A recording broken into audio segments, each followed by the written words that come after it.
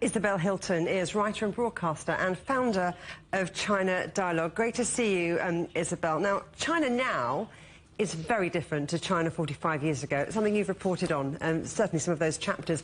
How has the economy changed? Oh, gosh, how long have we got? When I first went to university in China, which is a long time ago now, China's economy was smaller than that of Belgium, and there were almost no foreign goods on sale. There were Switch watches and I think Albanian brandy, and that was it. Everything else was produced locally, and frankly, people were poor.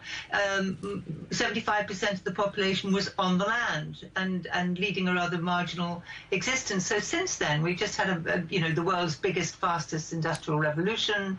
Deng Xiaoping opened China up to the global economy. It was a moment of great globalization. China joined the World Trade Organization, and we know what happened then. I think the other significant milestone is the announcement of the Belt and Road Initiative in 2013, which again signals a new phase of this very rapid development story. And what has this rapid development story meant for the people of China? Well, the first thing it's meant is that many of them now live somewhere different. People did move off the land and into the cities. They exchanged largely manual agricultural work for factory work or office work, and now, the digital age is upon us. So people had cash in their pockets for probably, the first time for many of them. There was the creation of a much larger urban middle class, possibilities of travel, of consumption. You could choose your own job. Again, going back to when I first went to China, the party simply assigned you to where the party thought you would be useful, and you didn't have a lot of choice. So, it was transformative.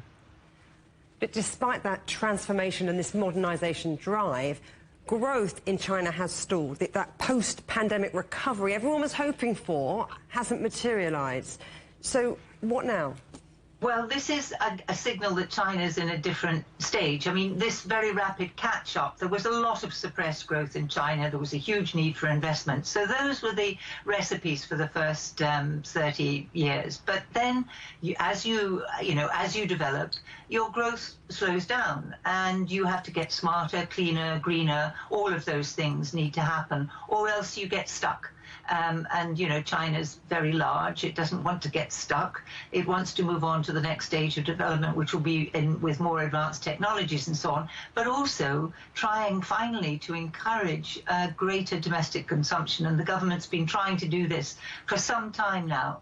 You can't go on relying on massive investment because you overproduce. If you can't create a market for your goods, then you can't effectively produce them. So that's the big challenge, I think, now for the Chinese economy. That's the challenge at home, but what about the rest of the world? What happens to the rest of the world if China's economy cools, considering how integrated everyone is with what happens in China?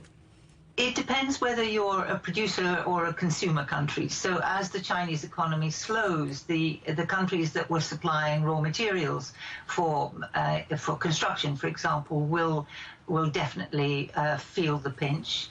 There are certain products, like agricultural products, which China will just go on needing and will go on consuming.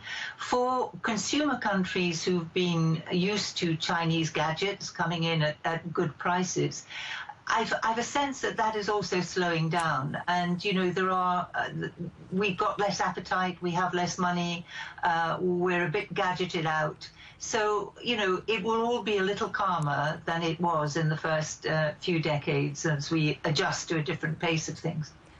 Oh, I'm not sure we'll ever be all gadgeted out, but it's always a pleasure to talk to you. Isabel Hilton, thank you very much. Thank you.